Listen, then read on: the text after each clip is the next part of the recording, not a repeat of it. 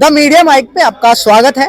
दोस्तों 2024 का चुनाव बहुत नजदीक आ गया है और सभी दल अपनी अपनी रणनीति बनाने में तैयार में लगे हुए हैं। फिर बीते दिन अमित शाह और जेपी नड्डा जो बीजेपी के राष्ट्रीय अध्यक्ष हैं पश्चिम बंगाल चले गए। वहां पर जाकर अब रणनीति तैयार करेंगे और वहां पर रुके हैं। क्या जनता से पूछते हैं क्या बंगाल में ममता दीदी के यहाँ पर 2024 में 35 सीट जीत पाएंगे। मोर्चा खोला, उन्होंने वादा किया है और अपना एक समीकरण बैठा कि हम 35 सीटों का टारगेट रखा है। क्या बंगाल में ये कर पाने में कामयाब हो पाएंगे या नहीं, या सिर्फ चुनावी वादे हैं या फिर टारगेट सेट किया गया, क्या कहते हैं? बंगाल में इस बार जो कमल खिलने जा रहा है उससे ममता दीदी परेशान है। नहीं तो ममता दीदी वो शख्सियत है जो अपने दम पर चुनाव लड़ना जानती थी। आज उनको लेफ्ट की जरूरत पड़ गई, आज उनको कांग्रेस की जरूरत पड़ गई। तो ममता दीदी इतनी असहाय हो गई खुद के बंगाल में, जहां वो कहती थी मैं तो बंगाल की एक दीदी हो, बंगाल में मेरा क्षत्रिय राज चलेगा। वो आज ममता दीदी इतनी असहाय हो गई। एक भाजपा से वो इतना ना डर गई मोदी जी के शासन से, मोदी जी के सत्ता से, मोदी जी के विकास के पैमाने से, मोदी जी ने जो विकास की बयार भाई है, मोदी जी के ईमानदारी शख्सियत से, मोदी जी के जो उन्होंने देश के लिए जो चौकीदारी करी, उससे इतना भयभीत हो गई ममता दीदी कि उनको कांग्रेस का सहारा लेना पड़ रहा है। जिस कांग्रेस गठबंधन से, जिस कांग्रेस को लात मार के ममता दीदी ने अपनी पार्टी बनाई थी, आज उस कांग्रेस के गोद में ममता दीदी फिर से बैठने जा रही है। इतना डर, इतना भय क्यों ना हो जब देश में बैठा है चौकीदार। और चौकीदार ने तो चाहे दिल्ली वाला हो, चाहे बंगाल वाला हो, चाहे उत्तर प्रदेश वाला हो, चाहे साउथ वाला हो, हर एक भ्रष्टाचारी की नब्ज को पकड़ने का काम किया है और उस नब्ज को दबाने का काम किया, उनको जेलों में डालने का काम किया। तो भ्रष्टाचारी आज भयभीत हैं कि भैया अब तो मोदी ऐसा चौकीदार बन गया है, 10 सालों में तो इसने भ्रष्टाचार करने नहीं दिया और अभी हमारे भ्रष्टाचार निकल ही रहे हैं। 400 करोड़ 500 करोड़ ऐसे कैश निकल रहे हैं। इनको डर है कहीं अगर हमारी जो राज्य केंद्र की सत्ता है तो छीन ली मोदी ने, केंद्र में तो सपने देखना बेकार है, हमारी राज्य की सत्ता ना छीन ले, कहीं हमें राज्य से भी बेदखल ना कर दे। डर है ममता दीदी। ये आप भ्रष्टाचार के ऊपर आए, ये क्या बात है कि खाली विपक्षी नेताओं पर ये भ्रष्टाचार निकलते हैं, 400 करोड़ निकल रहे हैं, कभी बीजेपी के नेताओं पर नहीं या जो उनके साथ मिले हुए हैं उन पर कोई कार्रवाई नहीं होती। और ऐसे में आपको कई नेता गिनवा दूंगा जो पहले भ्रष्टाचार के आरोप हैं और अभी भी चल रहे हैं केसेस, लेकिन उन पर ना ईडी जाती है ना सीबीआई के छापे लगते हैं। और आप कह रहे हो कि बीजेपी के लगते हैं, आपको नहीं लगता आयुष्मान घोटाला हुआ है नहीं हुआ है? भाई साहब मेरी थोड़ी इसमें आप सुनिएगा बात। आप कहते हैं भाजपा भ्रष्टाचार करती है, भाजपा के घर कोई नहीं जाता। आपको पता होना चाहिए पैसा कांग्रेसियों के घर मिलता है, भाजपा के घर नहीं।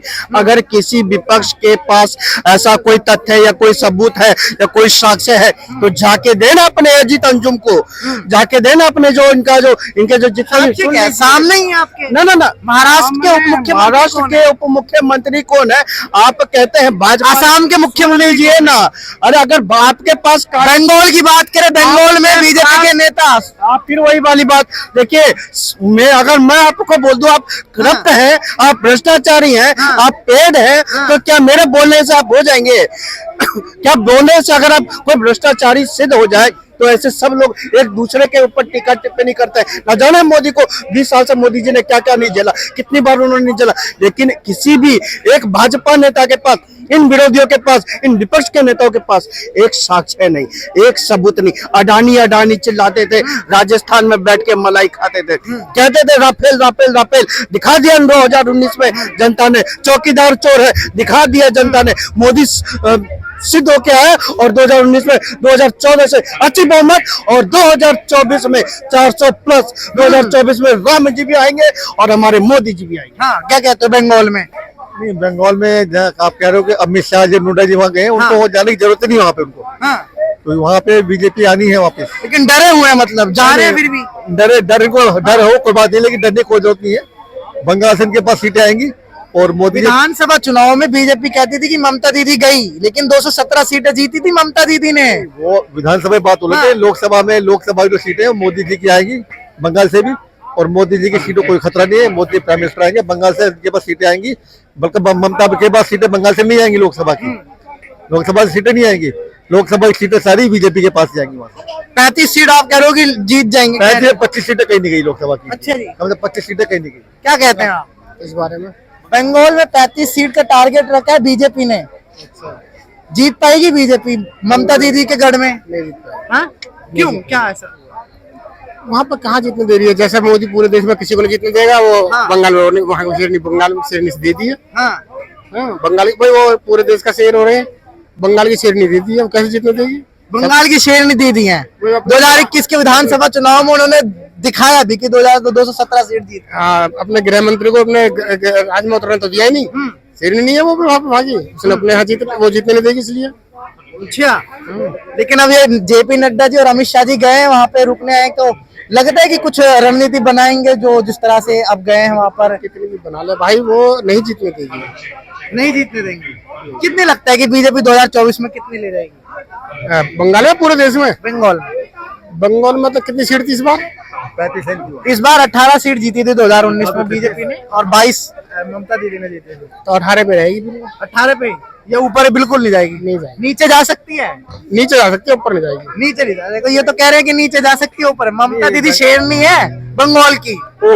विधानसभा की। वो विधानसभा की बात कर रहा हूँ मैं, लेकिन लोकसभा में तो मोदी बात कम से कम 25-30 सीटें आराम से आ जाएंगी 25 बंगाल से। ये कह रहे हैं 25, अभी उम्मीदें हैं। हाँ, लोकसभा में 25 सीटें कम से कम इनकी आ जाएंगी। ज्यादा टाइम नहीं है, 2-3 महीने बाद ही आ जाएगा। 2-3 महीने बाद ही। अच्छा, देश में कितना लग रहा है बीजेपी कितनी?